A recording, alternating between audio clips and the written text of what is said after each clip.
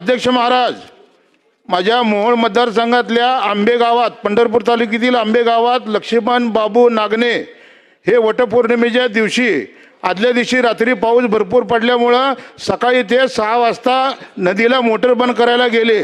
त्यावेळेला त्या रात्रीभर पडलेल्या पावसामुळं त्या बटन बंद करताना त्यांना करंट लागला आणि त्याच्यामध्ये ते मृत्युमुखी पडले। त्याच्यानंतर 1 तासाने अध्यक्ष महाराज त्यांची मिसेस नवरा का आला नाही म्हणून ते मोटर नदीच्या काठी गेले।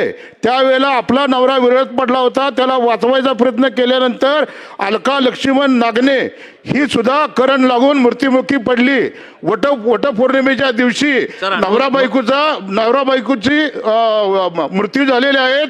ऊर्जा मंत्री मान्य बावनकुळे साहेब, तुम्ही ऊर्जा मंत्री होता। या विद्युत प्रकरणामुळे नवरा बायको वटपौर्णिमेच्या दिवशी माझ्या आंबे गावातले गेलेले आहेत।